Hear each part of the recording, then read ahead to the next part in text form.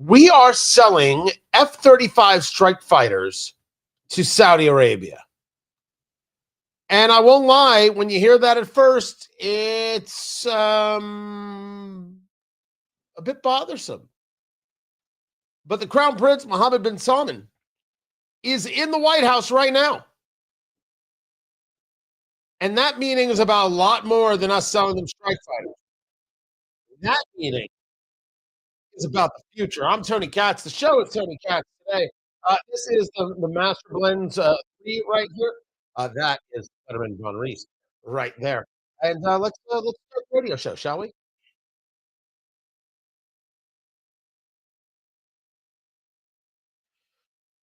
We're gonna sell Saudi Arabia F-35 strike fighters. Are we out of our minds? I mean, are we completely insane? Maybe not. Maybe every resentment I have for September 11th is still holding true, is still valuable, is still important. But we didn't punish Saudi Arabia the way we needed to. And we live in this world right now. And in this world right now, Saudi Arabia is your friend and not your enemy. Tony Katz. Tony Katz today. Good to be with you. Of course, we've had a relationship with Saudi Arabia for years. And yes, that is me saying that George W. Bush in no way, shape, or form handled Saudi Arabia the way he should have. The violence I would have unleashed cannot be fully explained here. That said, I have also stated, and I've stated this publicly, that I would have given the Saudis the option to pick 17 members of the royal family to execute as they see fit. But they better do it live and in front of a video camera so everyone can see what happened. We can do it. We're going to actually walk in and do it. Or you can do it. No, don't just send us a couple people who are going to spend their lives in a cushy jail. No, no, no. I would not have been that kind. You can say to me, my gosh, Tony, that is violent. I am not someone who forgets 3,000 of my fellow Americans who were slaughtered. I have not engaged at the level of forgiveness. I do, however, live in the real world. And the real world tells me that if you can get Saudi Arabia further on your side and engage some moves that you're trying to engage, you can change the entire game in the Middle East and not only further isolate Iran, but totally disembowel them. You say to me, Tony, if I thought you were violent before, now we're talking about disemboweling. Yeah. I'm interested in my enemies losing. And Iran is the enemy. There's no question. There's no debate. Iran is the enemy, which is to say the mullahs, the hardliners, the clerics, the Ayatollah, the enemy of all free and thinking people. You can get Saudi Arabia to come to the table. You can get Saudi Arabia to agree to the Abraham Accords. Well, that might be worth selling them some F-35 strike fighters. And the F-35 is no joke. It's a serious piece of hardware. It is an unbelievable instrument. But you have Saudi Arabia pledging, what is it, $600 billion worth of investment into the U.S.? You have the possibility of indeed the Abraham Accords. Well, that, kids, that's everything. You might want to actually make that happen. So President Trump is getting ready to meet with Mohammed bin Salman. We're going to cover that. At the same time, the House of Representatives is getting ready to vote on Epstein Files. And they're getting ready to vote on this discharge petition. Republicans are not fans at all of this. They do not want the discharge petition happening at all. What they want is a different vote. The discharge petition is a system utilized by which someone can bring legislation to the floor and absolutely do an end around of the standard system. If you can do an end around of the system, what you can do then is bring anything you want for a vote right there. You don't have to go through committees. You don't have to do a whole host of things. You could just go right to it. The problem with this discharge petition, as Speaker Johnson explains it, and I'll share that with you, is that it makes no distinguishing maneuvers. It makes no effort, I should say, better word, to remove or redact the names of victims, for example. So there are plenty of women who have admitted that Jeffrey Epstein, the financier, sexually abused them. This island, the trafficking of these young women, I mean, under the age of 18 women, to men of power and influence. And they've come out and said, this happened to me and I don't want to happen to anybody else. So let's release these files and let's find who did this. And we know who did this. And let's make sure people go to jail. I'm all in favor of that. But there could very well be some women who have no interest in being outed. This discharge petition does not protect them. Doesn't protect them. It could release names of people who have done nothing wrong. Being listed in the files does not mean you were involved with young women or involved in sex trafficking. Jeffrey Epstein had a lot of people and a lot of connections in a lot of places. You have Byron York writing over there at the Washington Examiner about how a group was putting in there about the Epstein Files. Leave aside for a moment Donald Trump's involvement in any of this. His name appears more than 1,600 times in the email release, according to a Wall Street Journal review. And we all know how hard he's fighting to keep the files from the Department of Justice investigation from being released. Well, that's all changed because he's now following what Congress wants. But as Byron York notes, it's an interesting piece, but it has to include the leave aside paragraph below because Trump is not a participant in the recently released 20,000 plus Epstein documents. Trump says not a word, writes not a single email or text, takes part in no conversation, and he's in the Epstein files because Jeffrey Epstein can't stop talking about it. So that's a completely different mathematics. The idea that Epstein may mention him is not proof of President Trump doing anything wrong. And rational people need to read these things. And so agreed, we need to see these things. But what other names are in there? What other names are in there where all of a sudden we're going to have people guilty by association? That's gross stuff. We're going to take people, well, your name's in there, so I guess you're guilty.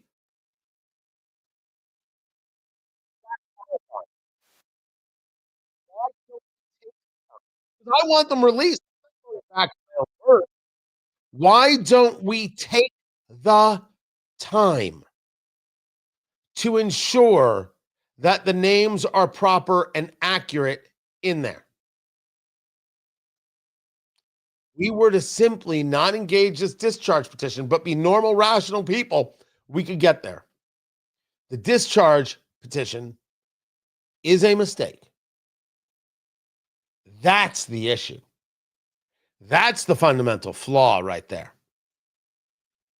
So we've got these two things we're watching. We're watching the House of Representatives on the discharge petition. We are watching for President Trump and Mohammed bin Salman to speak about what could be very likely a total realignment of the Middle East. Yeah, it's a busy day. I'm Tony Katz. This is Tony Katz Today. So I'm being told that the sound is going in and out. I can't get closer to the mic, man. This is where it's at. Right? Same volume, same everything. So the issue is something on the streaming end and has zero to do with uh everything here. And that stinks to holy heaven. Right? That's the last thing in the world that you want. You don't want issues like that. So as for what's going on, because also is Twitter still having issues? Because I didn't see it even move to Twitter. Nope, it's not. It didn't add to Twitter. Boom. Let me do this. Let's see what we've got now. That is very strange. Ah, there we are.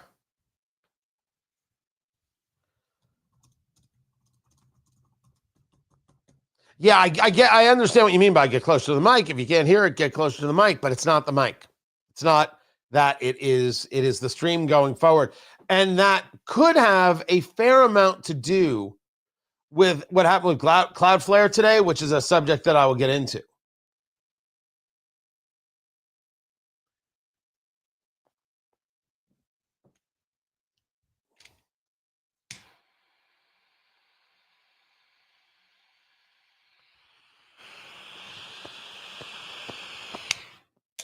Ah, much better.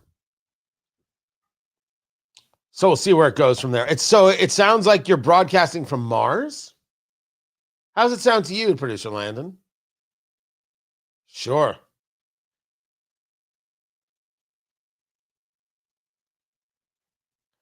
Wait. The landscape mode is still there. We're just doing it both ways. We now distribute it both ways. That's the difference. Okay. I think it's you, Libertarian. I think it's you because producer Landon says it sounds fine on his end, and he would not lie for fear of what might happen. So I like to live in a world where the producers are very afraid. Yeah. So now it sounds fine. Okay. So it was an issue. I don't know. Very odd. But I'm glad you're here. So there is a ton. All these things are happening. So this is what's going on in Congress. This is the reading right here. Let me see. Council.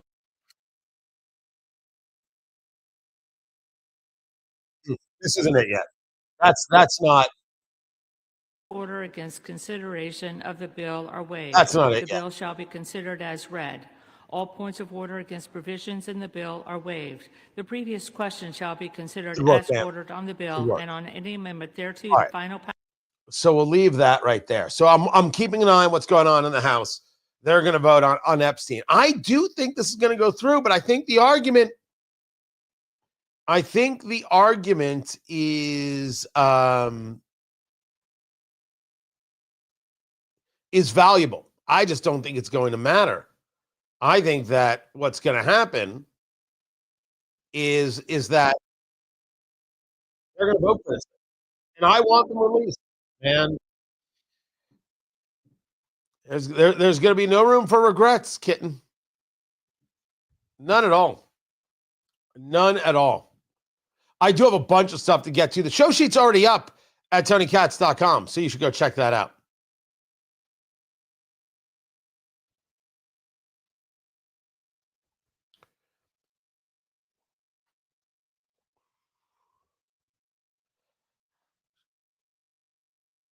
Why are there Americans in Haiti? And now, I really should say that better. Americans can be anywhere they choose to be. And any nation that wants to interfere with an American walking down the street should be made to understand the term Pax Americanus, like it used to be Pax Romanus, I am a Roman citizen, and they should feel our wrath. Ooh, I am in a mood today. Tony Katz today. What are you doing, everybody? Find everything over there at TonyKatz.com. The live stream is happening, youtube.com/Tony Katz. You should come be a part of that right away, if not sooner. But there are places that are dangerous to be. If you want to be an American citizen in North Korea, you're putting your life in your hands. I would argue the same thing is true with Russia. I would argue the same thing is true with Mexico City. My wife is very keen on seeing some of the ruins in Mexico, and I have constantly told her, bye. I mean, I love you more than air. I will miss you, but I'm not going because someone needs to stand back and tell your story. I have no faith, none. There are threats from Haitian gangs, and the threats are prompting the United Nations and foreign embassies to stay off the streets in Port-au-Prince. That's the capital. If the gangs are in charge, what are we doing? Why are we there? What's the point? What's the value? What's the win? What do we get? What are we trying to accomplish? If the gangs are there, controlling the situation, controlling the movement of American staff who are trying to be helpful, what's the point? By the way, the gang leader is known as Barbecue. I swear to you, that's what he's known by. You should stay at home on November 17th, and so this was yesterday, so you won't be a victim. Those who do not need to, do not go out into the streets. Leave them to the Haitian gang that was designated by the U.S. State Department as a specially designated global terrorist and foreign terrorist organization back in May.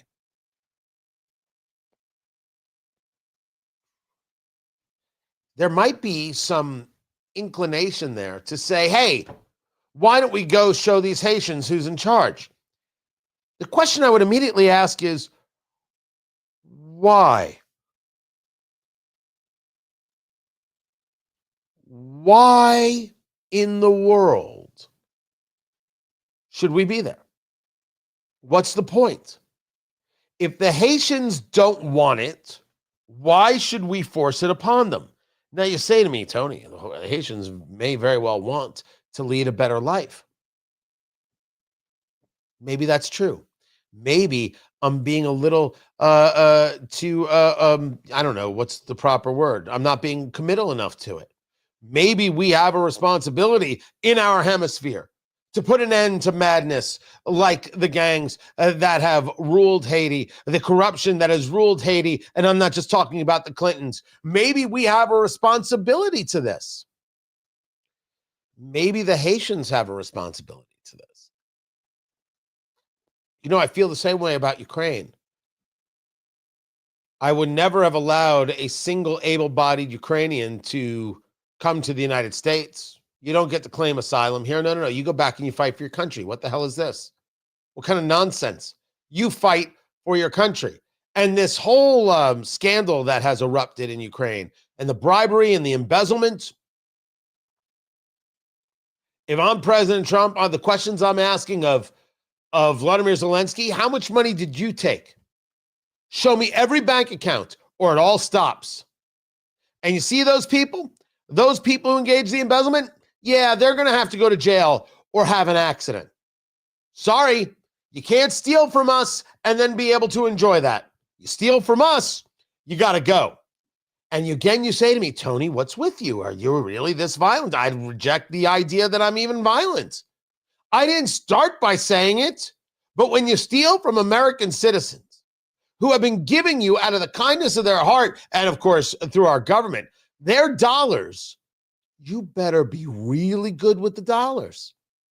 Because if you steal the dollars, well, hey, these things do happen. And that seems like a pretty steep flight of stairs that you're about to fall down. Oh, well. I'm wrong? Does somebody want to, do you actually want to say that that's an incorrect statement, that people who steal should somehow be able to get away with it? I mean, we could just throw them in jail if you want to do that. Sure, if you want to be boring. Do we want to be the people who deal with these gangs in Haiti? I put forth to you that it is horrible that Haiti is so awful. And we should be clear that Haiti is awful. As a matter of just sheer culture and how one runs a nation, and that's what I mean by culture in this case, terrible and awful.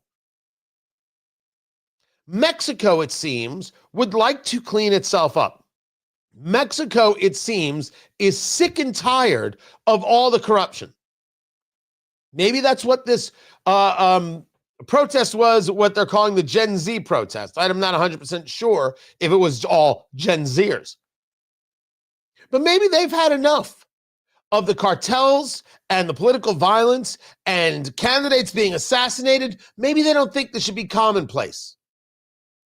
Maybe they think Mexico should be better. And I am hoping there is a turn towards that. And that's going to mean, of course, that the cartels get more violent. And I think we need to get more violent with the cartels, which takes us to the Venezuela conversation. They are right now gearing up for America to fight. You have got the woman who won the Nobel Prize instead of Trump. She is very, very open about this and very clear about this. Her name is Machado, Maria Corina Machado. Or is it Machado? Machado. I think it's Machado. I think that's how I pronounce it. Anyway, if I'm wrong, forgive me. And she is fully aware that the USS Gerald Ford is the largest aircraft carrier we have in the fleet, and it is there in the Caribbean. Right there off the Venezuelan northern coastline. And we have other assets joining it. And we have created Operation Southern Spear. And she is saying that Venezuela should absolutely be ready. The people should be ready because an attack is imminent. Now, if you're going to engage in an attack on Venezuela, you're going to need a declaration of war, Mr. President. And Congress is right about this. And I don't care if anybody likes it. He's going to have to do what he has to do, and he has to let people know. He has to go to Congress and ask for it. Because the idea of a defense, which is to say we have been struck, so we are going to strike back, or we have evidence of an attack, so therefore we strike, is different than a concerted war effort against a group you have designated as narco-terrorists. You're going to need to make a declaration somehow. But if the Venezuelans are gearing up and getting ready and they know that this is coming, well, I'm curious as to what actually is going to come. Do we need to engage in assault and attack on Venezuela? Well, if you want to stop the drug running, maybe. But if that's the case, don't you need to engage in attack on the cartels? And wouldn't that mean a military move on Mexico? My gosh, Tony, are you talking about engaging on two fronts? First of all, it's Mexico and Venezuela. I don't even think together they equal one front. Secondly, I'm not saying that you have to declare war on Mexico. I'm saying that Mexico should welcome us in and say, take them out. And we should, at the very least, take the first 10 miles, okay, maybe just 5 miles, of Mexico and say, nobody lives here anymore. This is a DMZ. It's not what I want. It's not what I want. But the cartels have made it impossible. If we're going to go after the narco-terrorists of Venezuela, I don't understand why it's not the same type of attack on those in the cartels. As for Haiti, well, I think we should punch barbecue in the face, possibly with very large missiles, for trying to tell Americans don't walk outside and make sure people have food. Pax Americanus, kitten. This is Tony Katz today.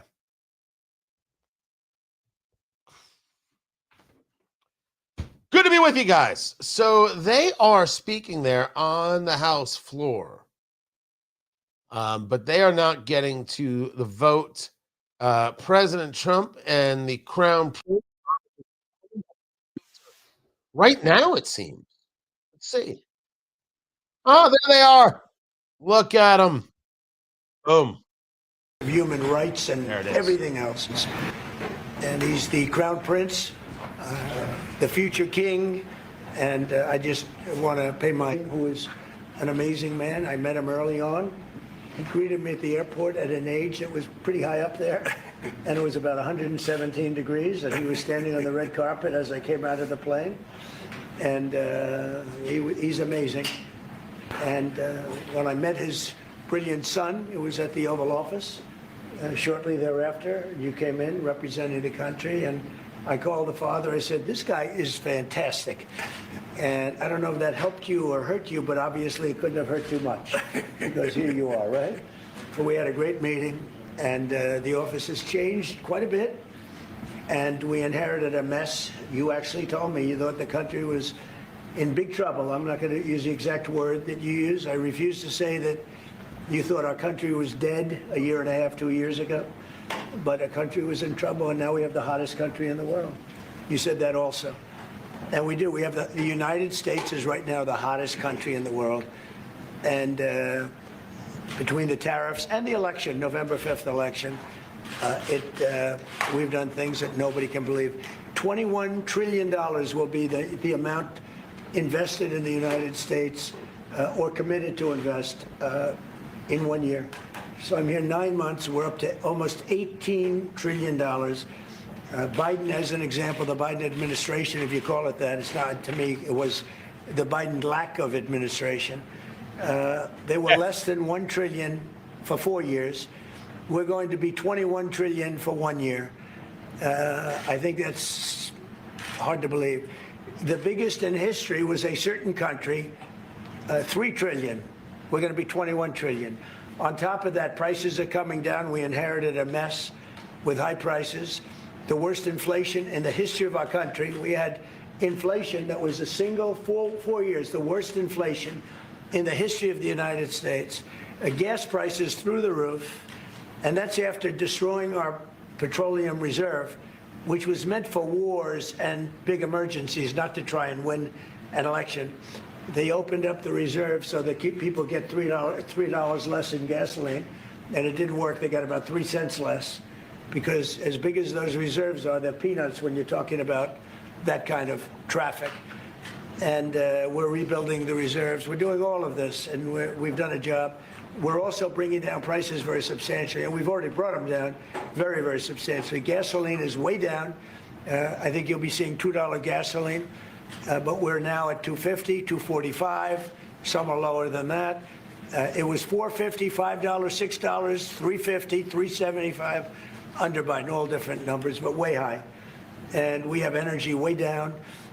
But the biggest thing to me, because I know what it means in jobs, is the fact that we're at over $17 trillion, Scott, and we expect to be around $21 trillion in 1 year.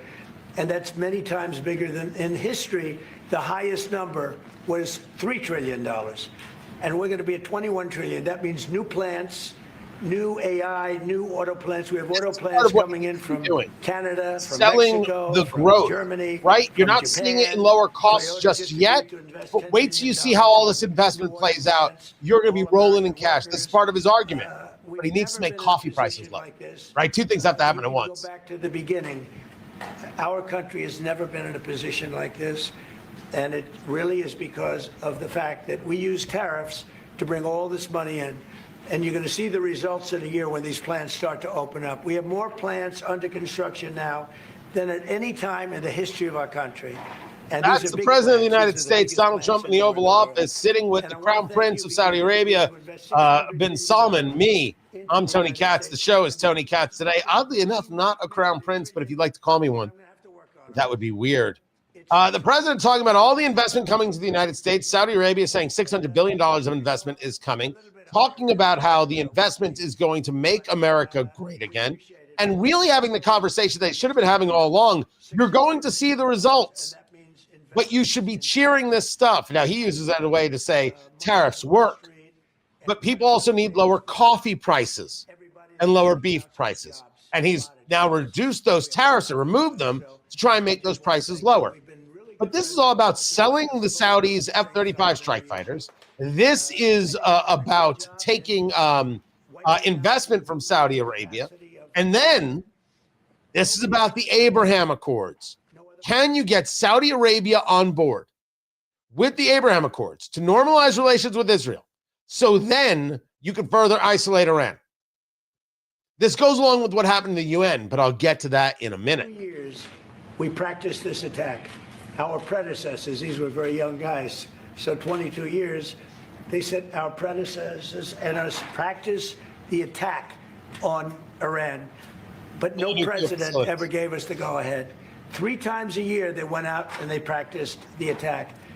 Nobody let us do it until you came along, and I let them do it because it was the right thing to do. You can't have a nuclear Iran. And so we put you in a very good position. But I just want to say it's an honor to be your friend, and it's an honor that you're here. And if you'd like to say a few words, but thank you very much. Well, thank you, Mr. President.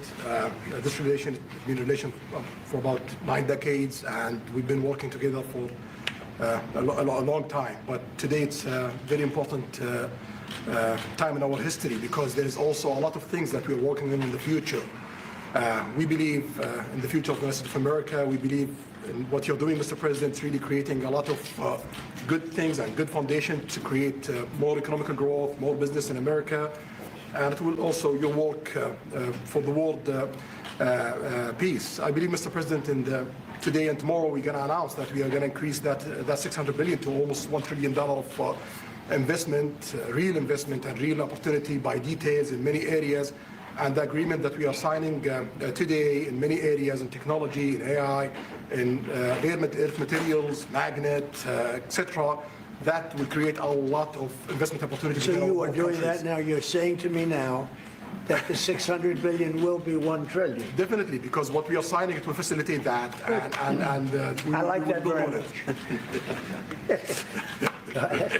He works hard. No, that's great. I appreciate that. That's great. We're doing numbers that nobody's ever done.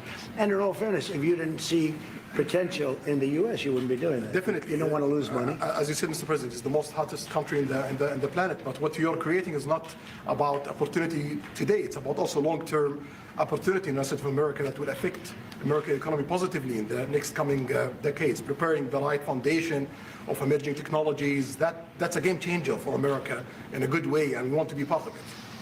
Yeah, we're doing really well. And this, you don't see what we're doing so much because we have, although the construction industry sees it.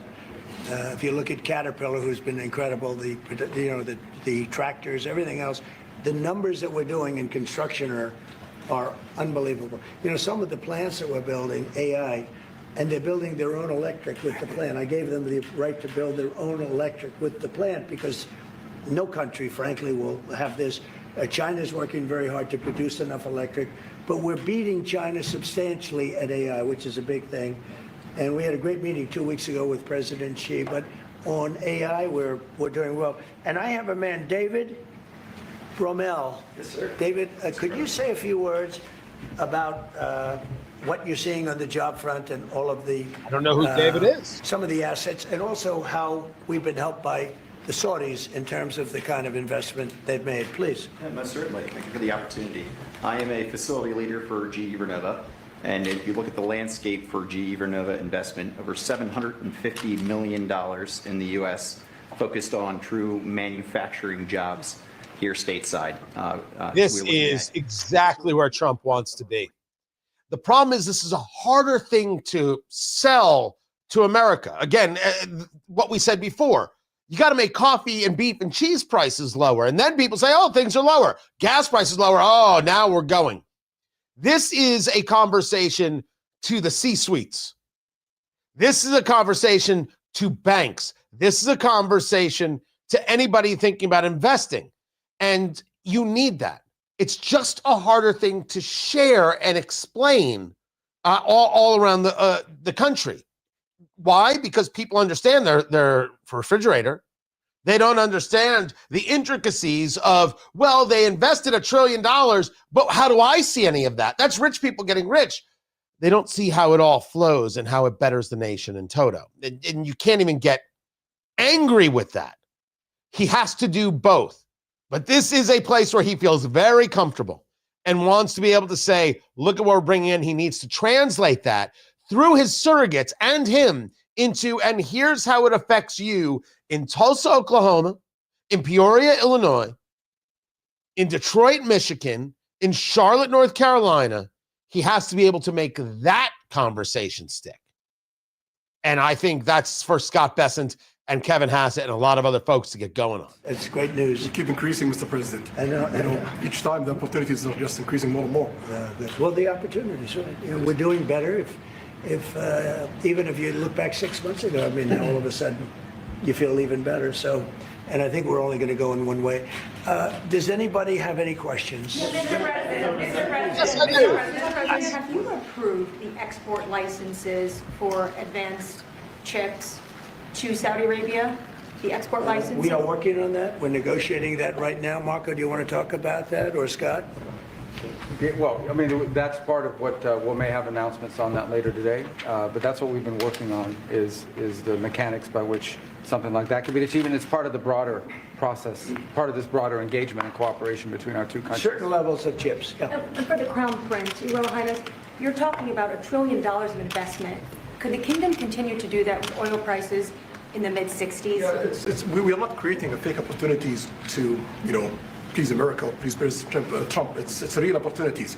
For example, when you ask about the AI and the chips, Saudi Arabia have a huge demand a huge need of computing power, and we're going to spend in the short term around $50 billion by consuming those semiconductors for our needs in Saudi Arabia. And This is a very interesting conversation, considering that the United States bans NVIDIA from sending those chips to China, which is absolutely the right move, that you cannot give them these chips. You cannot give them any advantage.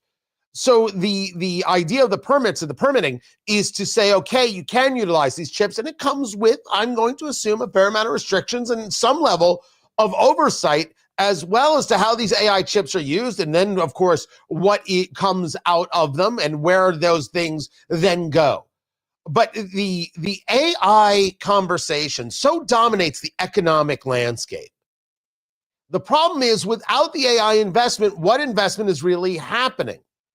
And so while this matters, and it does, I would encourage the president to also be focused on other conversations of investment that more connect themselves in the everyday to American citizens, because it will make them say, okay, I understand how this affects me, how it impacts me positively.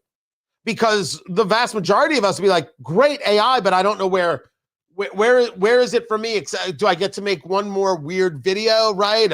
Of you name it, one more funny cat video playing the fiddle or whatever it is. Did you see the cat video playing the fiddle? It's very good. I mean, violin, maybe. I say fiddle because what can I say? I'm just a Southerner at heart. None of that is true, but I like the word fiddle. Back to the president and the Crown Prince of Saudi Arabia, Mohammed bin Salman. Things happen, but he knew nothing about it, and we can leave it at that. You don't have to embarrass our guest by asking a question like that. Just you ask, Mr. President, you allow me to answer.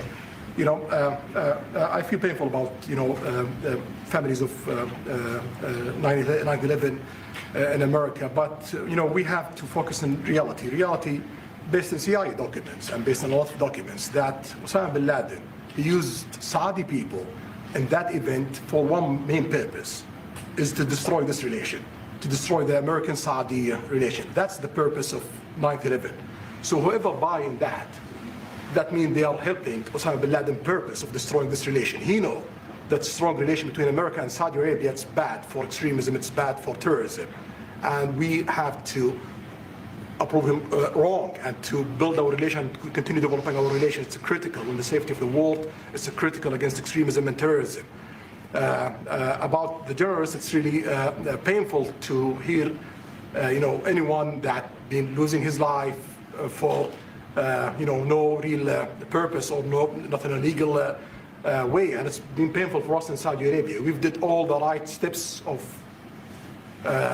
investigation, etc. in Saudi Arabia, and we've improved our system to be sure that nothing happened like that. And it's painful and it's a huge mistake, and we are doing our best that this doesn't happen again.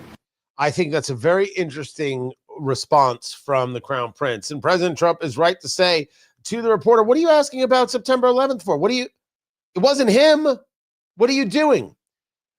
Don't ever deny the real anger that exists in the soul of Americans still on September 11th, no question, yourself included, and that people find this meeting to be reprehensible. The argument in response is one that doesn't give much comfort, but it is true.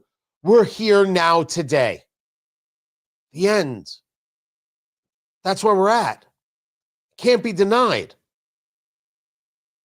But the way bin Salman answered it, it was Osama bin Laden who was trying to drive a wedge between Saudi Arabia and the U.S. in our relation. That's an unbelievably well way to word it. I just don't know how true that is. So that it was very practiced. There's a reason he has risen so far in impressing the world.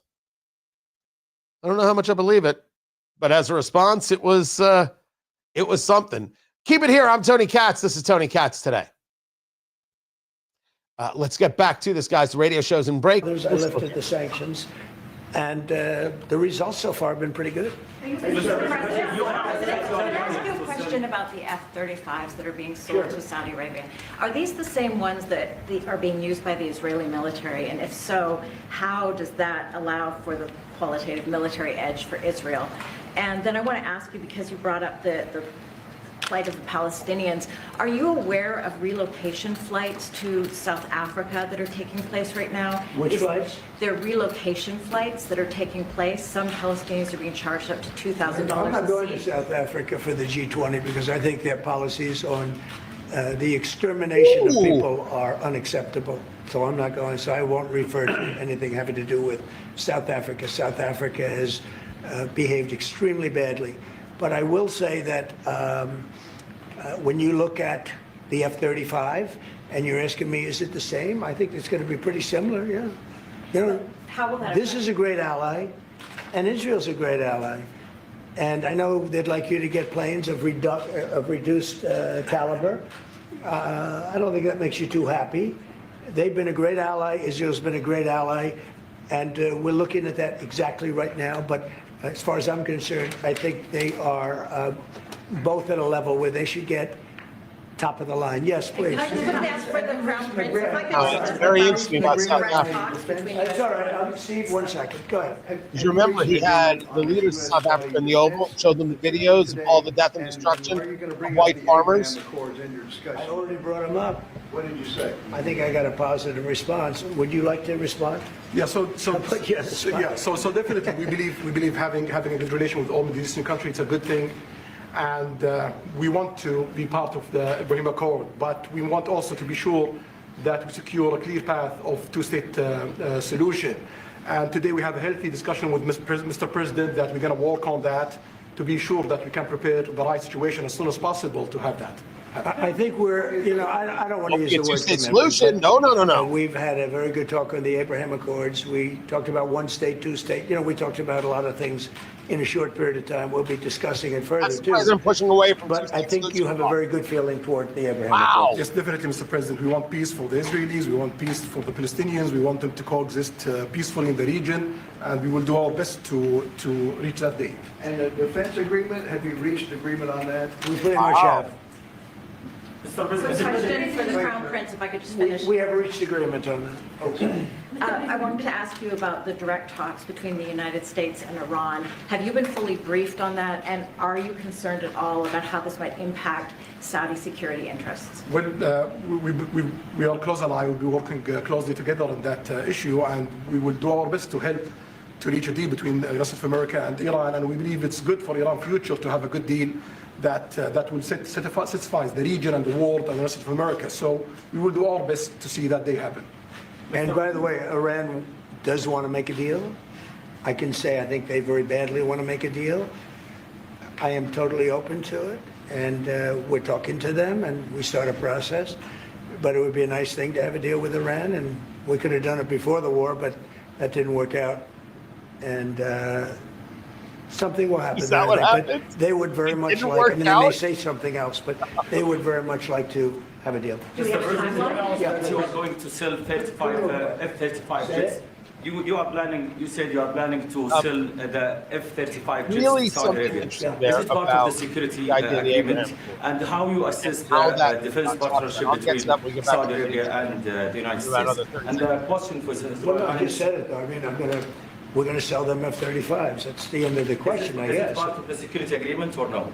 we're going to have a deal. They're going to purchase F-35s. They're buying them from Lockheed, and it's a great plane. We make, by the way, the best military equipment. You saw that during the Iran little skirmish. We make the best planes, the best missiles. We make the best defensive missiles. We make the best military equipment in the world. Nice. For His Royal Highness, I would like to ask you about how you see the cooperation between the United States and Saudi Arabia in the advanced technological field, especially AI, and how it will support Saudi Arabia to serve its goals to achieve the vision of 2050. Well, I will try to answer that in short, but definitely there's a lot of interest in many industries between Saudi Arabia and America, and we are signing a lot of agreements in different areas that will really add value to American economy, but also to add value to us in Saudi Arabia. And AI, it's critical for us because one of long-term problems that we could have is lack of workforce. As you've seen in the past few years, some of them have reached 30% of the global migration to Saudi Arabia. The House debating So the we know Files that right now. to assure the Saudi Arabia GDP growing with the lack of workforce that we have, we need to use a lot of computing power to replace job in the long term. So that's huge demand in Saudi Arabia, and we want to link it to American private sectors and getting the supply from America. So there's a lot of opportunities in that area. And we're also involved in AI in Saudi Arabia.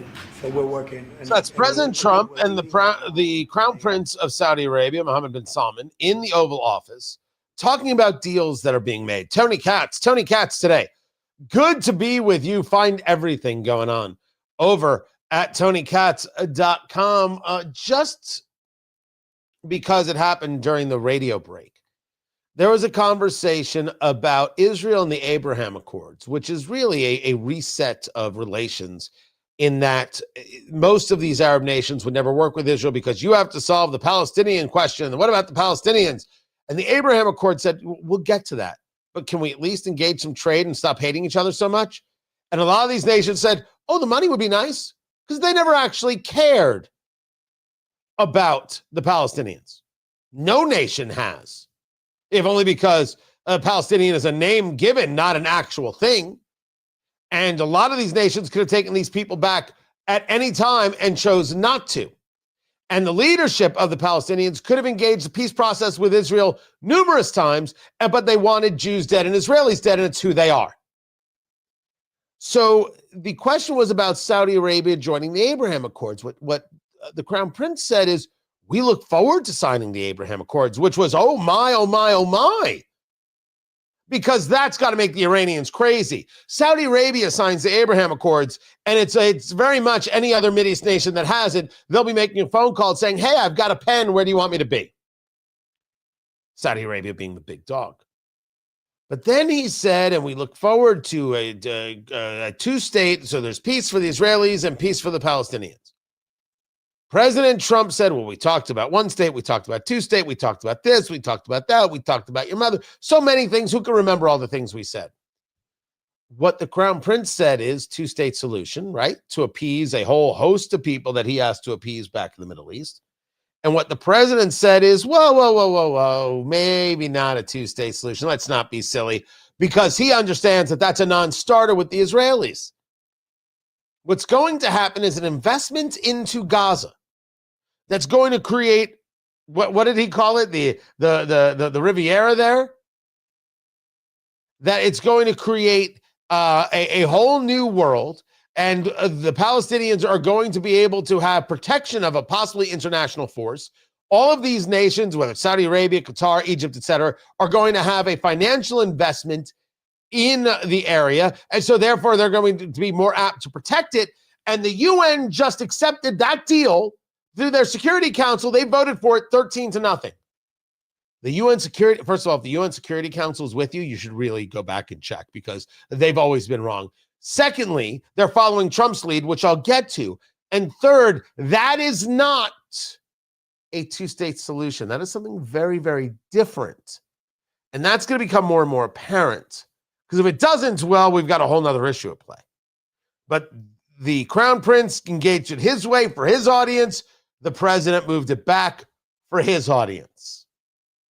So we'll have more on this. And the debate is happening right now regarding the Epstein Files, and we have got that. If you're following the live stream, it's happening there. Keep it here. It's Tony Katz today. So here's Marjorie Taylor Greene. Marjorie Trader Greene, everybody. Will remain. Will the Department of Justice release all the information? Will a judge in New York release the information? Will the CIA release the information? We're going to watch this, aren't we? And will foreign governments release their information? Or will this continue after this vote today be a cover-up? A cover-up of the rich, powerful elites that bond together in sex and human trafficking abuse and all types of global business that enriches them but never serves Americans. The American people will know, and the victims, actually the survivors of Jeffrey Epstein, will know because they know the list of names.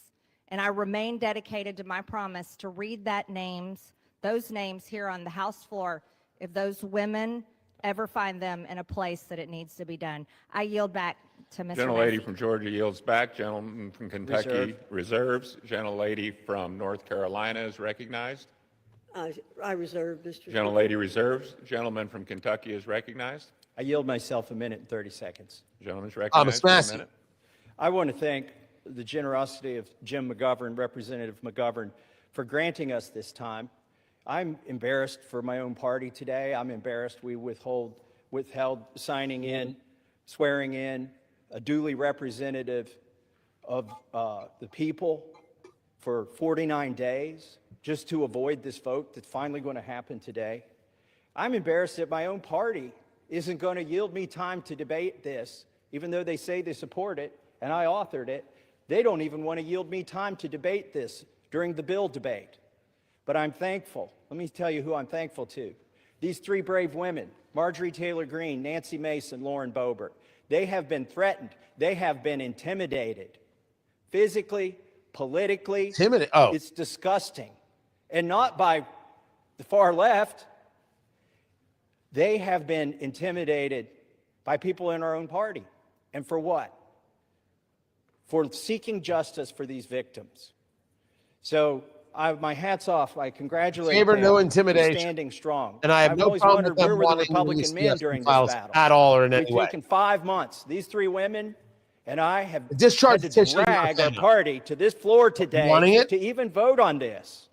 And Ro Khanna is the most to be thanked here in an extraordinary display of bipartisanship. He did not hesitate when I asked if we wanted to bring this bill to the floor together, if he would stand in the trenches with me. He said yes.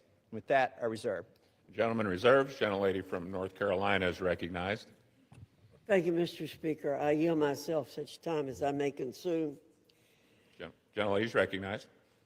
Boy, we need to get facts straight here. President Trump's DOJ, in his first term, arrested and prosecuted Jeffrey Epstein. We, on our side, want justice to prevail in this case and in every case. Speaker Johnson has always been clear that if the discharge petition reached the necessary signatures, that the House would consider the legislation, and that's what we're providing for in our rule today. In fact, as soon as the petition hit 218 votes last Wednesday, House Republicans offered a unanimous consent request to pass the legislation then. However, the Democrat leader would not give consent to do that last week. Why? Because they're not really interested in this. They're interested in some other things. And, Mr. Speaker, I have to correct the record. Mr. Massey did not request time from me. I'm the person who controls the time on the Republican side, and he did not request time from me, or I would have given him time. I reserve. Gentlelady reserves. Gentleman from Kentucky is Best of luck. Jeez.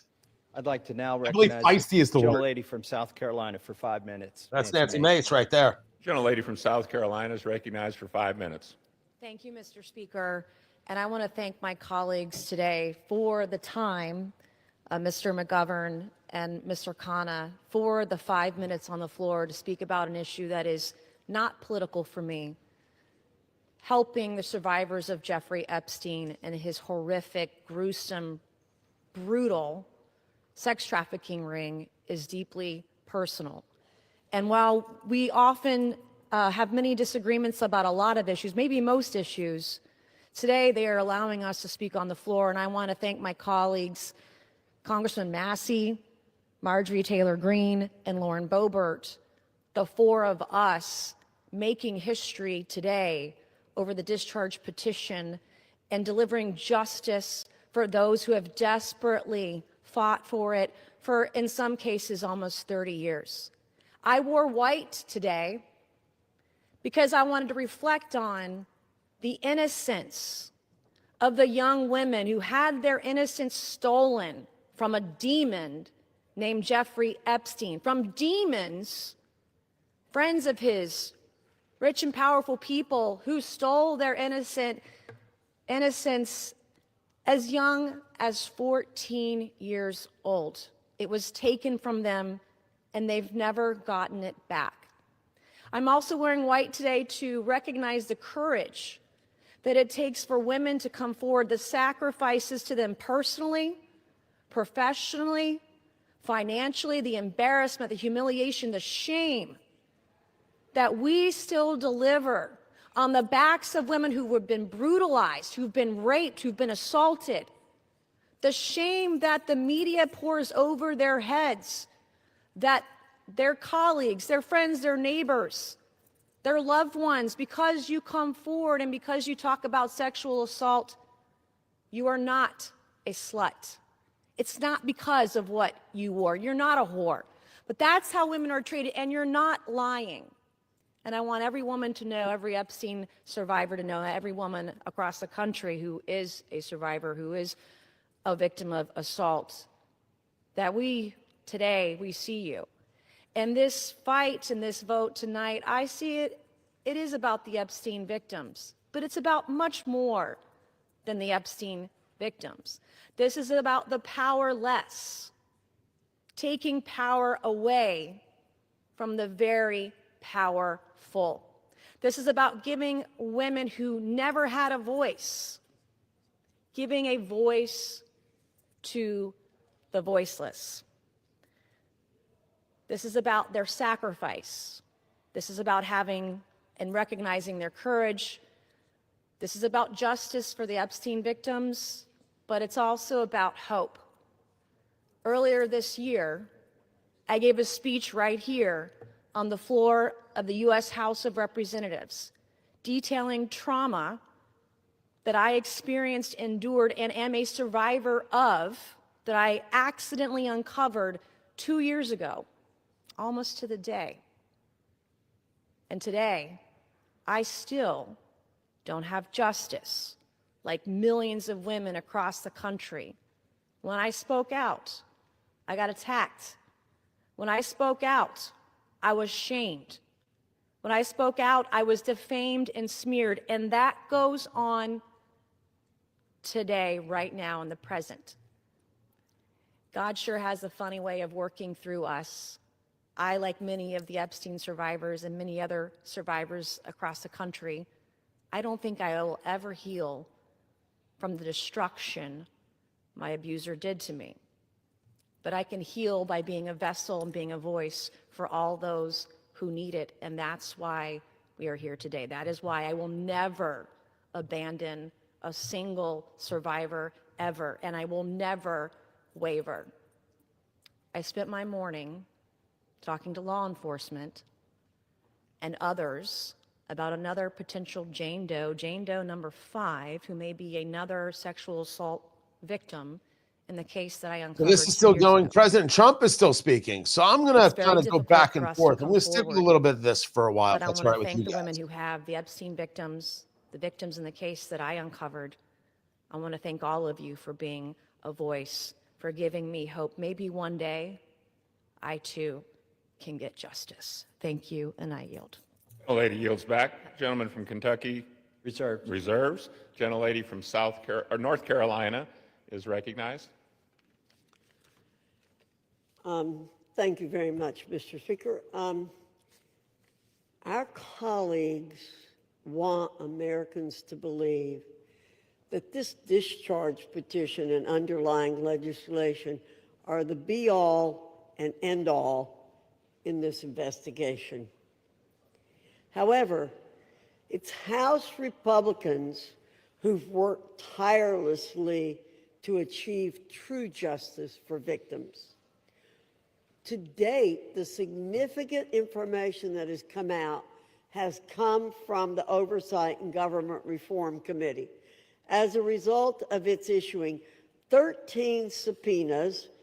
We've released 65,000 pages of documents from the Department of Justice, the Epstein estate, which was not mentioned in the underlying legislation, former U.S. attorney, and others.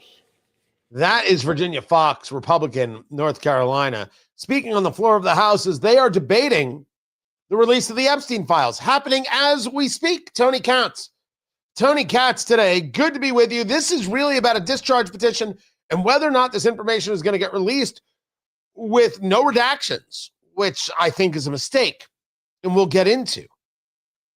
But you have on the other side of the aisle, Thomas Massie, the Republican from Kentucky, excoriating for Republicans for not doing this earlier. And how dare you not seat Representative Electra Halva out of Arizona for 49 days? Well, with all due respect, you understand that none of that mattered.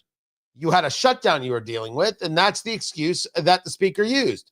Could he have sat her? Yeah, he could have sat her, but he chose not to apply pressure to get the shutdown over with. And Thomas Massie's words will fall very much on deaf ears in that regard. But Massie, Marjorie Taylor Greene, Lauren Boebert, Nancy Mace, Representative Mace of South Carolina, just spoke about her own victimization and about these women. They want this release already. They want it now. And Republicans absolutely did not move fast enough. That's my take, because we here have been saying quite clearly, we want to release. We absolutely want to release these files. We want to know who was involved, and people need to be prosecuted. It's not enough just to say, here you go. Who goes to jail? Because if people don't go to jail, well then, what are we doing? So right now you've got Thomas Massie speaking and discussing the legislation, which is now a great part of this debate. Our judicial system is broken. If it were working, there wouldn't be 1,000 victims who haven't seen justice yet. They are victims of the Epstein class. I begrudge nobody success that they become a billionaire. But if you think being a billionaire or buying politicians keeps you out of the judicial system, lets you rape young women, lets you traffic women, you've got another thing coming when this bill passes. Do not let the Senate muck this up. There have already been efforts to derail this, our discharge petition. The Oversight Committee has released thousands, tens of thousands of documents. That's fine. Keep working. How many names have you released? 0. You are still protecting, or the DOJ is protecting, pedophiles and sex traffickers. The time for that to stop is now. Now, our speaker says, oh, this bill needs amended in the Senate, and specifically, he's trying to create a loophole. He's trying to categorize the pedophiles as victims. He's saying, oh, we don't embarrass the people that went to the rape island. We should protect those names against unreliable accusations. Is he calling all of these victims unreliable? They've testified to the FBI. The FBI has these names in their possession.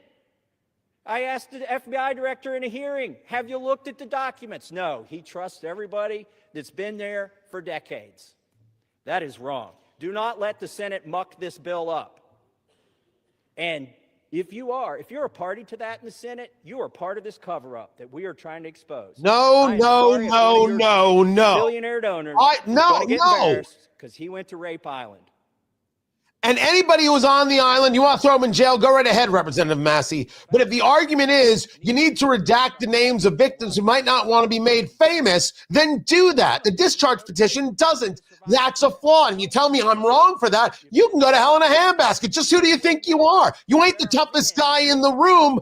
I've seen you in a vest. By the way, he is wearing a three-piece suit and the gray vest underneath, and I don't think it goes. But this isn't the fashion police. This is rationality. You don't expose victims who don't want to be exposed, and you don't think of yourself as somehow moral or pious because you're doing it. Is this going to get screwed up in the Senate? It's going to get changed in the Senate because you're not engaging the protections. You should be. But I will appreciate the idea of pushing to make sure these files get released. And absolutely, the move from President Trump to say release the files changes a lot of things in a lot of good ways. And the president got moved to releasing the files because he was wrong to begin with. When he said it didn't matter, when he said this is just a hoax, when he said, why are you bothering with this? He was wrong. That's all. He misread the room. He misread the party. And then you had the influencers, anybody who will do anything Donald Trump says and believe it. Oh my gosh, we shouldn't release this. President Trump says it's a hoax. It doesn't matter. Why are you paying attention to this? They were all wrong. Every single one of them was wrong. The American people were right. People on the political right got told, yeah, you were told about Epstein, you talked about Epstein, but it turns out it never mattered, and you don't care about this. And the people were like, oh, yes, we do. And we don't care who you are, how many followers you have, or anything else. No, we're right. We're right. Release the files. But you got to release them in a way that makes sense. You can't victimize people a second time just because you're going to prove that they can be released. I want to know who was involved. So do you. Can't we know that in a right way? Now they've got Democrats talking. Truth and transparency for the American people. Now, Republican leaders in this House lost control of the story. They lost the ability to hide behind procedure, and they lost the luxury of pretending that they were ever on the right side. The American people see it, survivors see it, and history will see it. And listening to the Speaker of the House's press conference today, I mean, it sounds like he basically wants to kill this whole thing. Absolutely not. That is a lie from the governor, the Democrat. A flat-out lie. I listened to it. I'll share it with you in the next hour. What the survivors want. What an awful, awful thing to do. So let us release the files. Let's give survivors the transparency they've long been denied. This is ignorantly stupid of him. Billionaire elites who think they can. You think this is about Republican versus Democrat, and you're continuing it. And let's remember facing hell for stuff like this. Who had to be dragged here under duress, and who stood up from day one demanding the truth. And with that, I yield back. Gross. Members are reminded to refrain from engaging in personalities towards the president. Gentleman yields back. The gentlelady from North Carolina is recognized. Thank you, Mr. Speaker. Mr. Speaker, those of us who did not sign the discharge petition are just as concerned about the victims, or if you, as some are calling them, survivors, as our colleagues who signed the discharge petition. We share contempt for anyone who abused anyone else. I've stood on this floor many times, Mr. Speaker, to speak out for victims and survivors of people who have been abused, and against anyone who breaks the law or takes advantage of an innocent person. So this is Virginia Fox. We will not be characterized as insensitive to that. She is a Republican from North Carolina, speaking about the position of this is about what the discharge petition does. Now, a discharge petition is a petition, if signed by a large enough group, it avoids all the normal channels of legislation getting to the floor for a vote and brings it to a vote immediately. The problem with this discharge petition, as I've been stating, is that it's going to let loose a whole bunch of information, doesn't redact anything. It's a problem. It's a legitimate problem. Being asked in the chat, why does it need a vote? The release of the files does indeed need a vote. Now, I think the question you might be asking is, well, can't the president just release this information? One could argue yes. One could also argue that there is a system by which you go about the engaging of releasing of things that have been involved in or currently possibly in investigation. And that's where the congressional approval comes into play. All that said, the push for the discharge petition, I believe, is a mistake. The release of the files, I believe, is necessary. More is coming up. Keep it here. I'm Tony Katz, and this is Tony Katz Today. I'm going to bring it back to Representative Virginia Fox. And Mr. Speaker, I yield back the balance of my time and move the previous question on the resolution. The gentlelady yields back the balance of her time. Harlan The Stutzman, question is on ordering the previous Indiana question 3rd on the District resolution. is Those in favor say aye. in charge of the House right now. Those opposed, no. In the opinion of the chair, the noes have it. Mr. Speaker, what request purpose the does it- yeas and nays. The yeas and nays are requested. Those favoring a vote by the yeas and nays will rise. A sufficient number having risen, the yeas and nays are ordered. Pursuant to Clause 8 of Rule Now 20, the vote. further proceedings on this question will be postponed. So to this about Tim, it's Burchett, Burchett out of Tennessee. He was pushing for release, but there was also a bit of Republican, whoa, let's make sure we do this right. So there was a little pushback from within the party as well that then led to an overall vote not to do so, which led people to say Democrats refused to vote for it. So there's a little nuance in there about Republican maneuvering that took place within. So I don't get me wrong. I'm not interested in disparaging Representative Burchett, and I wouldn't do such a thing. I happen to like him, but there was a little more at play there than just the idea of, oh, no, Democrats killed it. Democrats killed it for a political purpose, but there were some Republicans who had problems with it. So just leave it like that. They're all in break. We'll take the quick break. Keep it right here. This is Tony Katz Today.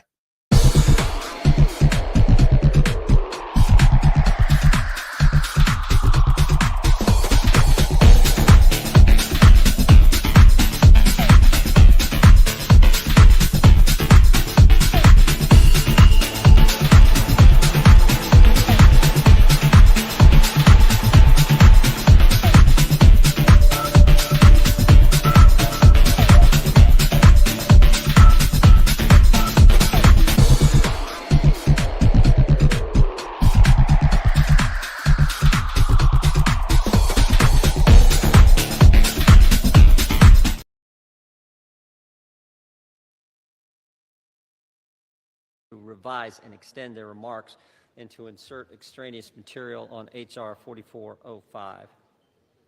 Without objection. Mr. Speaker, I yield myself such time as I may consume. The gentleman is recognized. We all support holding bad guys accountable, and we're all going to vote for this resolution. But I think a little perspective is important. Democrats have spent 6 months talking about Epstein, even though they had 4 years to do something about it. Now, why would they do that? Why would they do that? Maybe it's to go after President Trump. Never forget, they shut down the government for 43 days. They said, don't worry about our military, don't worry about air traffic controllers, don't worry about our economy, don't worry about American families. No, no, no. Close the government for a month and a half because it might hurt the president. For the past decade, there's been one constant for Democrats. One constant. Go after Trump. They spied on his campaign. Then it was Mueller. Then it was impeachment 1. Then it was impeachment 2. Then it was all the lawfare. Alvin Bragg, Fonnie Willis, Letitia James. Then it was Arctic Frost investigation at the Justice Department, surveilling United States senators and congressmen, right. and a whole host of All other about Americans. Trump, always about Trump, Then it was nothing Jack but Trump. Smith and his gag orders and his raiding President Trump's home. Then it was a 43-day shutdown, and now it's Epstein. And by the way, the same party that did all that, they were also the ones who were texting with Mr. Epstein during a hearing where Michael Cohen was their witness in another effort to go after the president. That is Jim Jordan being absolutely correct. Where were Democrats to do this over the last 4 years and release the Epstein files? This is the House debate about calling the vote to release the files. Tony Katz today, I'm bringing you everything. And Jim Jordan saying, where were you? Well, you didn't do it because you knew that some of your people are in there. As a matter of fact, your people were talking to Jeffrey Epstein during hearings. That's right, Delegate Stacey Plaskett of the U.S. Virgin Islands, who was texting with Jeffrey Epstein during a hearing where Michael Cohen, the fixer, the guy who went to jail for trying to bribe Nike, I believe it was. Was that the other guy? I don't know. He bribed somebody. Who was the guy? Bald guy, Avenatti. The lawyer for Stormy Daniels, he was the one trying to bribe people. Michael Cohen was just a yutz. And so he is testifying, and Stacey Plaskett, the delegate from the U.S. Virgin Islands, is texting with Jeffrey Epstein and getting advice from him on what to ask. These people don't care about Epstein. They care about Trump and attacking Trump. We care about getting data. Who was involved in abusing young girls, and when do they go to jail? His argument is correct. Let's bring it back to Congressman Jim Jordan. Epstein to Miss Maxwell. When the Democrats released it, they redacted the victim's name. Something we all support. Something everyone supports. Except in this case, no court had ordered that name redacted, no agency had redacted it, and the estate didn't redact it. And the victim had already went public. So why black out her name? Why black out her name? Because she had said in her book and had testified under oath that she never saw any wrongdoing by President Trump. He's talking about Virginia Giuffre, who has since passed away, a victim, the one you see in the photos with the former Prince Andrew, where Democrats said, look at this email that Jeffrey Epstein mentions Trump, and oh my gosh, look how damning. But they redacted her name, even though she was already known to be a victim, and she has already on the record said she never had any interactions with Trump ever, ever, ever. Their position, cover up the names of people who are already public, but don't worry about other innocent people who the court said should remain private. He's right. Gosh, and I think the American people see through it. They see through what the Democrats are doing. The American people know what this is. They know Democrats have nothing else to run on because of the success of this administration. So I say let's vote yes on this resolution, and then let's get focused on making sure we're doing what the American families elected us to do. With that, I reserve.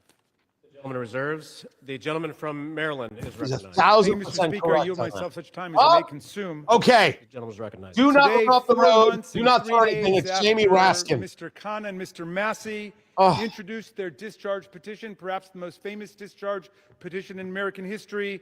The People's House unites across party lines to draw a moral line. We draw a line against the rape and sexual violation of children. Good. We draw a line against the global criminal trafficking of girls and young women to service the pleasure of rich and powerful men Absolutely. who believe they are beyond all law and all morality. We draw a line to put the voices of the victims and the survivors first. 10,000%. We ask the Senate to join us without changes rather than obstruct this bill with dilatory amendments, legislative graffiti, and self-dealing million-dollar jackpot provisions for lucky senators. Just pass the bill.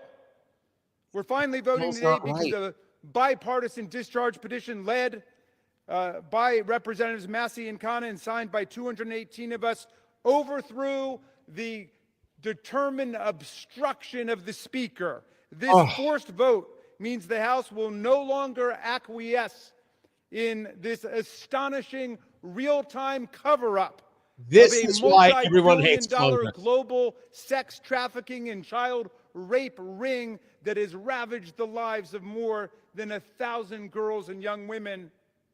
We're here today because these victims, these survivors, these citizens, these inspiring women who have come to Washington are demanding nothing less than justice and the complete truth about who is responsible for their vicious abuse, including those responsible for enabling it, ignoring it, bankrolling it, and covering it up. We join them today in rejecting any more dangerous lies about the crimes they suffered. No, child sex abuse is not a hoax. No, it never was a hoax. President Trump was wrong to call the Jeffrey Epstein conversation a hoax. He hurt his own cause here. But dear Lord, making this political, when you sit there and claim that it's about women and it's about children and it's about a better America, and it's about holding people to account. That's not what you're saying, Representative Raskin. We see you, we hear you, and we're like, my God, do you suck? You're engaged in a conversation of value and you can't do it in a valuable way. The Republican Party, Trump, I should say, definitely threw the wrench in here. He didn't have to say what he said. He didn't have to do it. He didn't have to say it didn't matter. It did matter, and it always mattered. And you gave them this ammunition that they're using today. You gave it to them. But Raskin will never look at all the Democrats that are involved. And we are interested in looking at everybody who is involved and figuring out who has to go to jail. That's the difference. That's the difference between you and Raskin, you and the progressives. You can't sit idly by and watch this happen. And he could say, how does this hurt Trump? He's doing it right now. Bringing up Trump's first Secretary of Health and Human Services. Brought down the entire criminal network. And with that, I'm going to yield. I'll reserve the balance of my time. The gentleman reserves. The gentleman from Ohio is recognized. Thank you, Mr. Speaker. I yield 4 minutes to the distinguished chair of the House Oversight Committee, Mr. Comer, and the gentleman from Kentucky. The gentleman from Kentucky is recognized. Thank you, Mr. Speaker. As chairman of the House Oversight Committee, I've always believed that sunshine is the best disinfectant. For years, the American people have demanded transparency about Jeffrey Epstein and Ghislaine Maxwell's horrific crimes and about the federal government's failure to protect the victims. The House Oversight Committee is conducting a thorough review of the federal government's investigation into Epstein. Our work goes far beyond the legislation before us today. We are committed to accountability, transparency, and justice for the American people and for the survivors of these appalling crimes. To date, the Oversight Committee has released more than 65,000 pages of documents, issued 13 subpoenas, and conducted interviews with 2 key witnesses, both of whom were Republicans. The Trump administration has provided us with Department of Justice materials and access to suspicious activity reports. Unfortunately, throughout this investigation, Democrats have chosen to manufacture yet another anti-Trump hoax instead of pursuing justice. They have mischaracterized witness testimony and selectively released documents complete with targeted redactions in an effort to smear President Trump. For example, former U.S. Attorney General Bill Barr, who oversaw the 2019 Epstein investigation, stated clearly under oath that the prosecution team found no evidence that President Trump committed wrongdoing. Despite this, it is absolutely true that so much of what the Democrats have put forth is this Trump derangement syndrome conversation.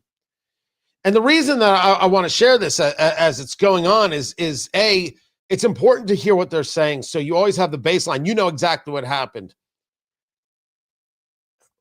We can't come together to go after child sex traffickers. That's broken. This is Tony Katz today. Let me take it back to Representative Comer. Guys, I hope you're all right with this. You know, this wasn't the plan for the whole show, but I think it's important. And so if you think I should get into other subjects, I will. I'll leave it to you. Let me know in the comments. You can let me know on Twitter X at Tony Katz. You can let me know right here on the stream. leave a comment. You can email me, Tony@TonyKatz.com. But if I should go on to something else, if I should stay here, let me know as well. The American people. Oversight Committee Republicans have posted 65,000 pages of documents we have received to date. Democrats, by contrast, have released fewer than 12. In their latest selective leak, Democrats released just three of the 23,000 pages of documents from the Epstein estate. And they made redactions to 2 of those emails that changed both the context and the meaning of the 3 pages they released. When CNN called them out for their deceptive redactions, Representatives Stansbury and Crockett tried to blame Republicans for their own edits, for the Democrat Oversight Committee edits. After Democrats released only 3 emails, Republicans released over 23,000 pages. And what did Democrats say in response when we released every single document that we got? They claimed full transparency was meant to, quote, disorient or distract from their manufactured narrative. These are the same Democrats who chant, release the files every day until the files contradict the story they want to tell. That is the definition of hypocrisy. In contrast, full transparency exposed how Epstein appears to be TDS patient zero. The evals reveal a journalist coached Epstein to blackmail then presidential candidate Donald Trump. The gentleman is recognized. The files also show that a House Democrat colluded with Epstein during the 2019 oversight hearing to discredit witness with a vendetta against President Trump. And unsurprisingly, Democrats have been silent about their colleagues' coordination with Epstein. Another email shows Democrat fundraisers invited Epstein to an event or to meet privately with Hakeem Jeffries as part of their 2013 effort to win a majority. So Hakeem Jeffries' campaign solicited money from Jeffrey Epstein. That's what we found in the last document batch. The files underscore why former President Trump must appear for his deposition. We've subpoenaed him. To date, the Democrats have done nothing to help us secure his appearance. I support full transparency. The Oversight Committee will continue to work to get the truth to the American people and to get justice for the victims. That's our goal of this investigation. With that, I yield back. The gentleman yields back. Yeah, Mr. Speaker, we reserve. The gentleman reserves. The gentleman from Maryland is recognized. Thank you, Mr. Chairman. I should just point out that we've heard now from the 2 distinguished chairmen of the Judiciary and the Oversight Committee, and they've spoken almost exclusively to denounce Democrats. We have a bipartisan coalition here demanding the truth about the largest child sex abuse and trafficking ring, perhaps in American history, certainly in this century, and they want to just throw stones at the Democrats. What a remarkable failure of leadership we're seeing from the other side. And I imagine that the chairman of the Oversight Committee will follow up his spectacular failure in trying to impeach President Biden with his spectacular failure in trying to block the resolution we brought to the floor today. I'm happy to yield 1 minute. Excuse me, you're not recognized, whoever's speaking. And I'd like to yield 1 minute to the very distinguished minority leader on the House Oversight Committee. The gentleman is recognized. Thank you. And Mr. Speaker, it's wonderful to hear Republicans and certainly the chairman of our committee finally wanting transparency on this issue. It is time to end this White House cover-up now. Now, we know that Donald Trump has tried everything to kill our Jeffrey Epstein investigation, and he's failed. And now he's panicking. He's about to lose his Epstein vote to force the Department of Justice to release the files. And that is the Democrat Representative Garcia saying Trump has lost his bid to hide all the Epstein files, and now this vote is going to happen. Let me tell you, Donald Trump is the worst king in history. Tony Katz today. Good to be with you. They are debating the vote, the discharge petition. And all the Democrats could say is, what is Trump hiding and what is Pam Bondi hiding? Allow me to be clear. I think Pam Bondi has done a terrible job as Attorney General. I'm very disappointed. We have no major moves. We have no understanding of things that happened during the Biden years. Nothing. All she did was hand out some binders of nonsense to some so-called influencers. She has not done the job. She hasn't. I'm not happy with Kash Patel or Dan Bongino because I don't think they've done enough. Now, I would probably learn that, my gosh, you have no idea what's stacked up against us. Results. We want to see. We want to know. All these people who are involved in all these criminal activities and all of these subversions of America. What is it that's going to happen? We want the data. So, the Democrats will continue to rail about Trump. The Republicans keep discussing this. And where the Republicans are right now is that they do not favor what's known as the discharge petition. They have at least explained to President Trump enough, or Trump has realized that America wants this information and let's go to work. And President Trump, through his own calling this a hoax, has created this problem for himself. That's just fact. He hit it wrong. He read it. He read the room wrong. It's very rare for him. And this is the result. America wants to know.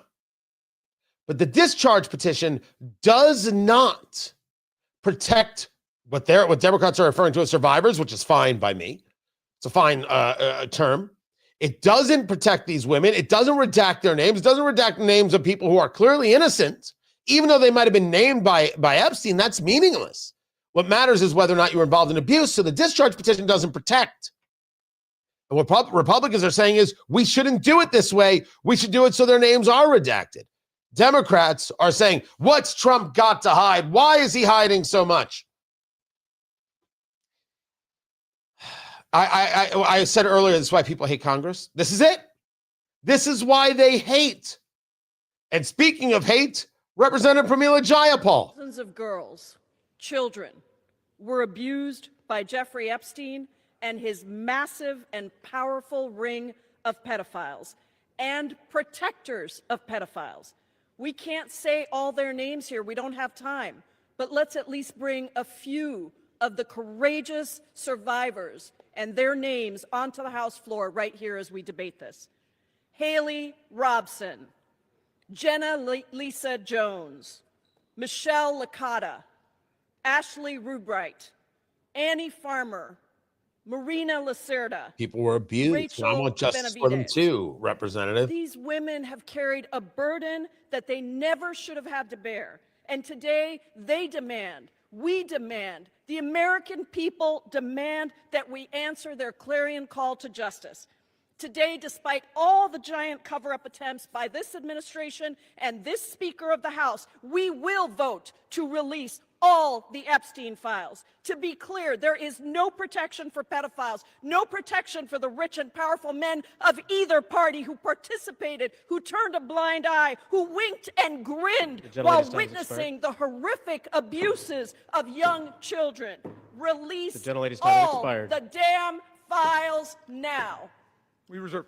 The gentleman reserves. Seem to really care about women, except for the women you're going to out who don't want to be outed. Gentleman from North Carolina and It's sometimes hard to believe we're actually part of this. I have been very supportive of this effort, specifically to bring justice to the victims of this horrific series of crimes. However, I have worked behind the scenes to raise concerns with this petition as it is currently drafted. Specifically, I believe that there is grave risk at harming innocent people, and I repeat, harming innocent people.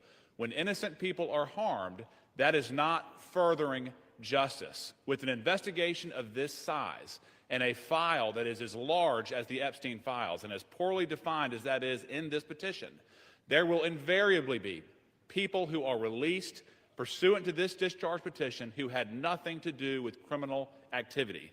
Imagine, if you will, a bellman, a waiter, some type of doorman, a mere social attendee who had no impact whatsoever on the criminal activities of Jeffrey Epstein, no participation.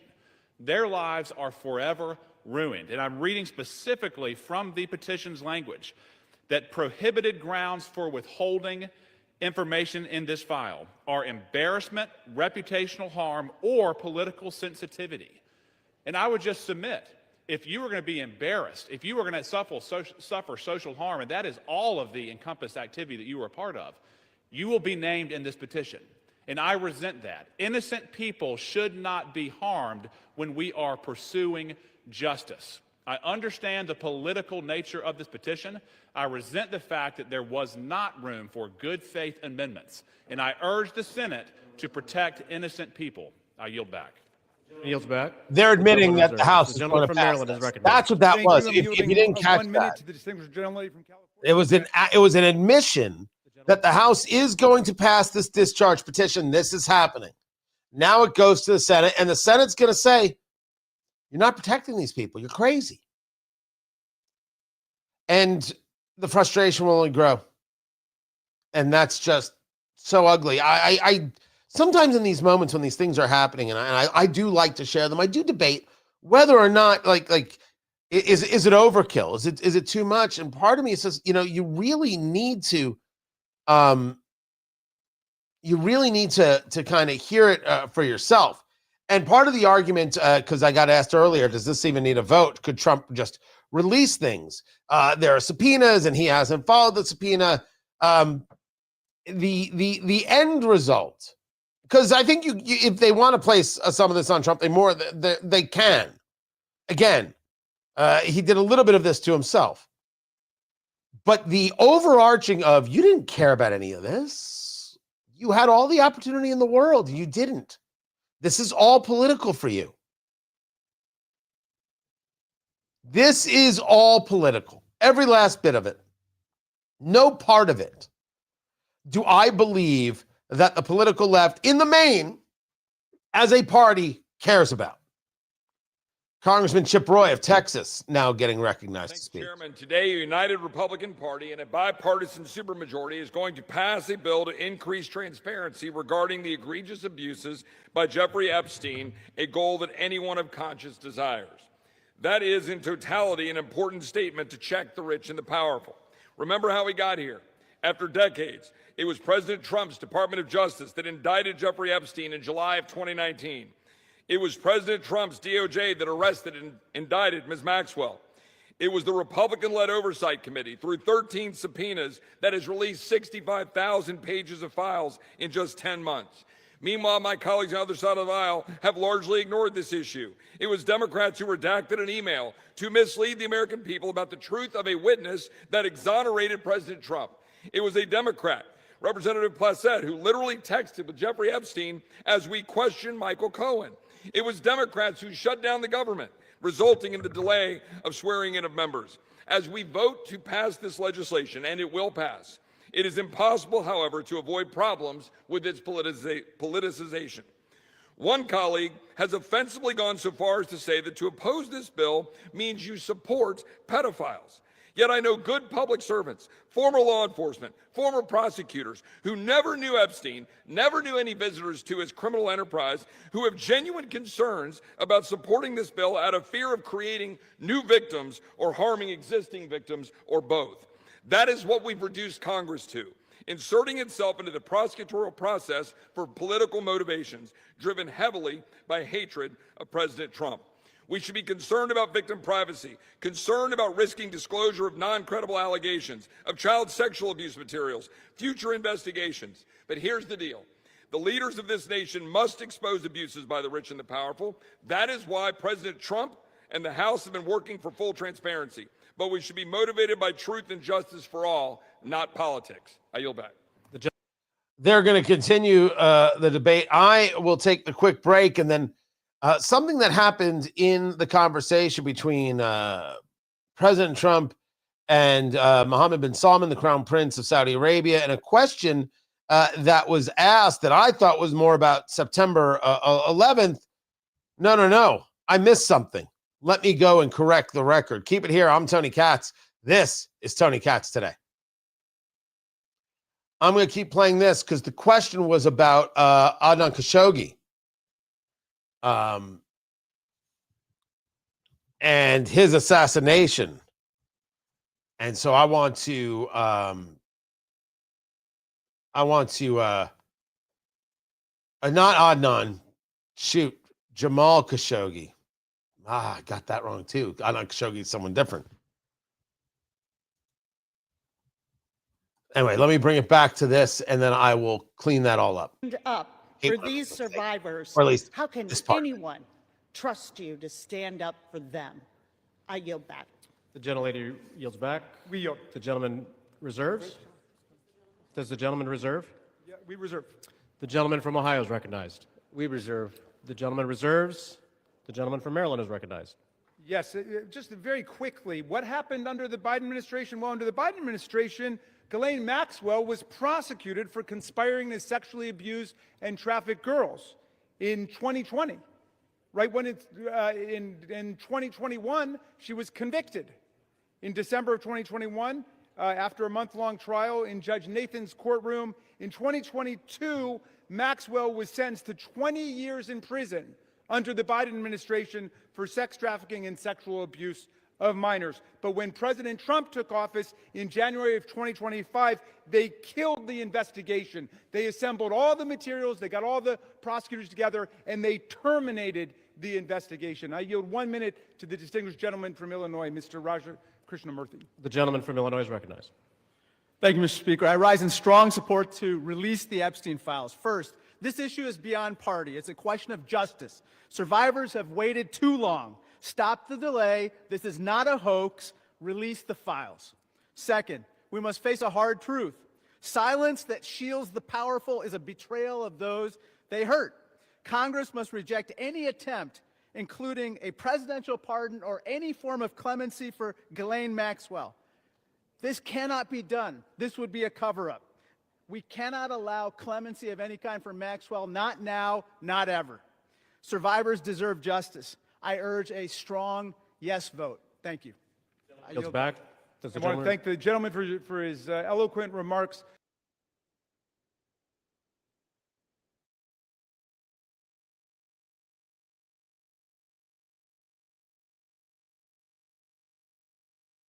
Sorry about that. He wants the yes vote. The problem is what he's trying to protect is not the women who don't want to be outed. That's the problem. That is the whole issue here. But there's something else that I need to correct, and I'm going to do that now with everybody when we get back on air. So I don't know when that is.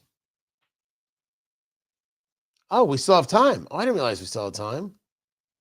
Oh gosh, my fault. Let's bring it back to this. And the government. Those women refuse to be silenced, and today they have pierced the dark with their light. Anytime any girl is trafficked, molested, or abused, the world must stand up. Yes. Today, the House proves Jeffrey Epstein wrong. The Senate must do the same tomorrow. The gentleman reserves. The gentleman from Ohio is recognized. That's just somebody screaming at the gentleman from fantastic. From California. Did a lot there. 1.5 minutes to the gentleman from California. The gentleman from California is speaking. recognized. I thank you, Chairman. Mr. Speaker, a minute and a half or an hour, the words would still have to be the same. We've all said that this will pass the House, perhaps unanimously today. I think all of us who have looked at the details of this particular bill know that it is flawed, and that before it goes to the president's desk, it has to be amended as it can be amended in the Senate. And we call on the Senate to amend it so that we protect the innocent, so that we have the provisions that were intended perhaps to be in this bill but are not properly written. With that, President Trump has said, get it to his desk, he will sign it. President Trump has said he will do it. But I'm going to say to all of us, it is also important that we remember that Epstein is dead, but people live on, people who were innocent, people who in fact should not be named. We're not talking about the rich and the powerful. Let me get back to the show here, guys. I have a couple other things I do need to get to. But he's absolutely right. This is what we said.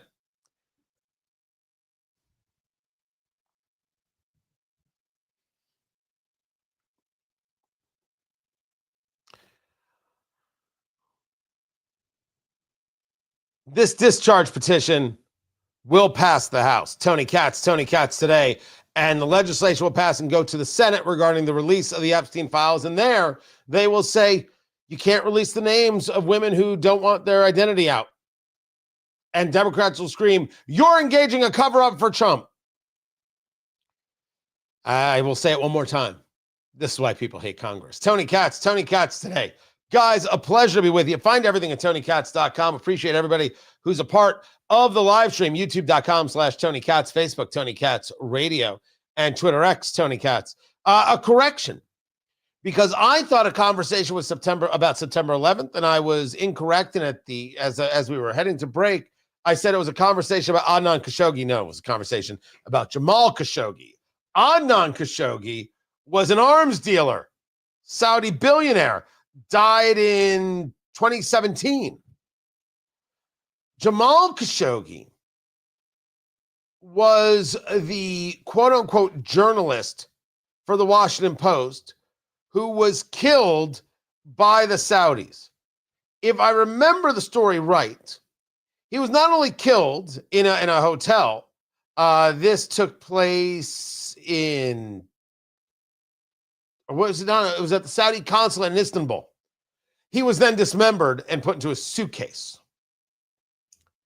And so the question was asked by ABC News, and Trump was pretty disgusted with the question, why are you embarrassing my guest? But this was the exchange. Is it appropriate, Mr. President, for your family to be doing business in Saudi Arabia while you're president? Is that a conflict of interest? And Your Royal Highness, the U.S. intelligence concluded that you orchestrated the brutal murder of a journalist. 9/11 families are furious that you are here in the Oval Office. Why should Americans trust you? Who are you with? And the same to you, Mr. President. Now, who are you with? I'm with ABC News, sir. You're with who? ABC News, sir. Fake news, ABC fake news, one of the But the worst, question is one of the legitimate, worst sir. in the business. But I'll answer your question. I have nothing to do with the family business. I have left, and when I've devoted 100% of my energy. What my family does is fine. They do business all over. They've done very little with Saudi Arabia, actually. I'm sure they could do a lot. And anything they've done has been very good. That's what we've done. We've built a tremendous business for a long time. I've been very successful. I decided to leave that success behind and make America very successful. And I've made America more successful by far than it ever was, and that it ever could have been, no matter who was president. There would be nobody bringing in $21 trillion, that I can tell you right now. So he then goes on to, I don't know why you have to embarrass him like that. And he goes on to answer the question regarding September 11th. And I said at the time that I thought his answer was very, very good. I don't know if it's believed.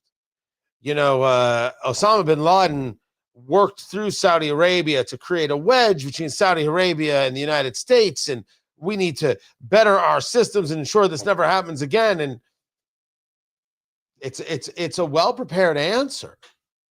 But I don't know if I believe that totally. But the Khashoggi question. First, I want to be clear. I said this then, and I'll say it now. I never considered Jamal Khashoggi a journalist, and I don't think he should ever be given that distinction. He wasn't a journalist. That said, it's certainly clear. It is certainly a legitimate argument that the Saudis did this. They did. They did this. They did kill him. They did dismember him. They did put him in a suitcase and drag him out.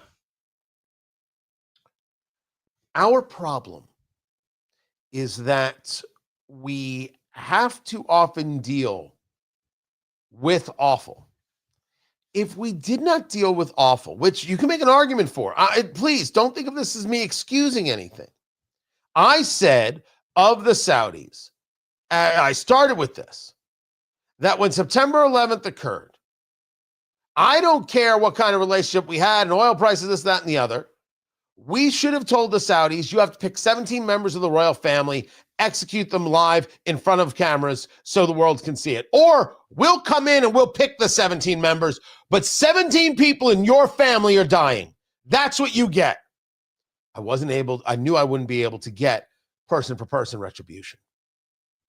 Someone has to pay the price for what was done here. I started with that. But I deal in the real world. If we didn't deal with people who were awful, we wouldn't allow China to sell anything here, and we would never sell anything in China. That's reality. But we do. We deal with people who are awful. And it is, I agree, awful. But if Trump could get Saudi Arabia to be part of the Abraham Accords, further isolating and then eliminating the Ayatollah and the regime in Iran, and engaging a level of greater peace in the end of terrorism against, well, all free and thinking people. Well, that's good. That's dealing with reality as it is. The fact that 9/11 families are upset, I wholeheartedly agree. And they have every right to be. This is what makes leadership so dang difficult in a lot of ways. One man's take. Keep it here. This is Tony Katz today. I don't know if other people agree or disagree with me on this, but that's where I'm at on the subject. That if you want to argue that there's a lot of awful people out there and we shouldn't deal with awful people, okay. But we're not going to be able to have much influence that way. That's just ugly reality right there. Guys, I appreciate you very, very much. I thank you for being here. We've got more radio show going on over at WIBC.com. We will be there. And then I am back tomorrow every day at noon. This show happens, and this show is it's awesome. It is. My mom said so. So don't forget to subscribe on YouTube. Do that immediately, if not sooner. You are appreciated. Can't thank you enough for being here. And I will catch you all tomorrow. Just that easy, guys. Take care.